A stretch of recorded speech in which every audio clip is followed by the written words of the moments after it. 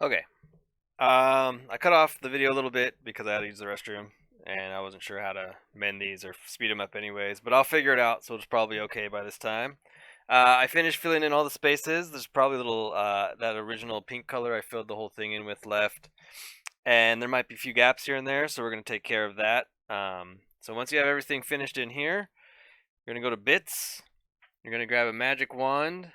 You want to make sure, actually, I don't want to do that. I made a magic wand and put it up here. Refer edited layer only. And you just want to find a nice spot that's solid black like this purse. Selecting everything that's black. It should be, color margin should be 0. But you need follow adjacent pixel off. And you don't need multi-referencing or anything like that. So I just made an extra tool, put in the flats to make sure, in case I'm not paying attention. Sometimes I mess things up, so just have it in there ready to go, never change these settings, and not worry about it. I'm going to go back to flats, go ahead and turn off the bits. See all that pink in there? I'm going to hit delete, and now I'm going to, you see there's still pink left in there, so I'm going to find a nice solid pink spot of that original color I put down. That should be all of the pink in the picture. And I'm going to hit delete on the keyboard again. I actually made a key for it up here somewhere because sometimes my keyboard's out of reach because my tablet's just in the way. I don't even remember where it is. I reach back for my keyboard now. So now all that space is empty. And this is the trick here, is that let's find a nice solid line here. So underneath this line is nothing. And what we're going to do is merge this white over to this tan color here of the arm over to the white of the space in between the areas here, and then even in between all, like, I think she's snorting cocaine here or something. That blue and that tan, it's got to merge equally so it meets directly in the middle of that line. That way the colors are trapped under the lines, and if anything goes awry at the printing press, it should still look fine. So we're going to turn that off and just look at the flat layer here. Go ahead and center it again.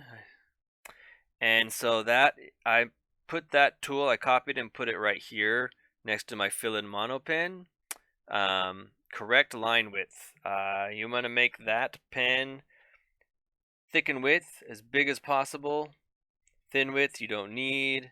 And brush size as big as possible. Specify by size on screen is nice because it stays big, and even though you make this small, so you can cover it in one shot.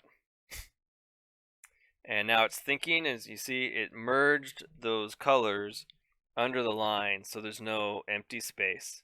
It can't do big spaces in one shot. Like this purse had a big black spot, so it couldn't fill in that whole space in one shot. So I'm going to zoom back out, and I'm going to hit it a couple times. Each time you do it, it should speed up a little until it's got all the spaces filled in. I always tap it a bunch to make sure it's all filled in there. So it should have all those spaces filled in now. It looks like the red merged and stuff, but when you go back over, you see that that's fine. Sometimes if the work has a lot of black space, Magnolia style or like Sin City style, you can take that empty space and select all the empty spaces and then shrink the selection down. There's an equation for it depending on your 300 DPI or 600 DPI picture size. I just go down a little. I just go down like 2 or 3. Let me look. Selection. It's not gonna let me because I didn't do anything. Let's see. Just select something random just for fun. So that's my selection. I go here to selection, shrink selected area, 2 millimeters. You can go bigger. If you do that, go ahead and do it, and you see there's not much left. So if there's if this whole back seat was black, that actually, I just fill it in with some kind of gray over here, solid gray, right around there. There's more specific explanation I got on that, but it didn't really seem to matter. Maybe it does. I could be wrong. Maybe someone will tell me in the comments what I'm doing wrong. But it seems fine. And then you just fill that. And then when you use this brush, here and do this, it'll work faster because it doesn't have as much space to fill, and you're just filling in these solid black areas like here, not to the edge, but filling it in so that it just makes it faster. So I got that done. Bits are on. Here's the bits, and let's turn off the bits and turn on the original inks, and it looks way better with the original inks, of course, because they are way more character and subtlety to them. This looks kind of blocky and funny. This looks pretty nice. So we are done with the bits. I'm gonna unlock it, delete it. I'm gonna duplicate the flat area. Duplicate flats. I'm gonna call that colors.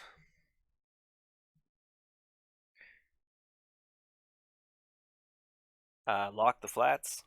And now you make the flats, actually unlock them, make them the reference layer. Go to colors, and then relock it. Go to color, and now when you're coloring, you use refer edited layer. Nope, select from reference layer. So I want to color her hair. The selection tool is looking at the flats layer and selecting only that color because follow adjacent pixel is off. That way, in like this red in her bag here, those pixels aren't next to each other. Well, maybe they are here. Actually, let's go for the pink fingernails. Those areas aren't next to each other, but you want to select them all at the same time, so you have that off. Color margin should be 0, and it should work fine. Area scaling 0. Multiple referring you don't need.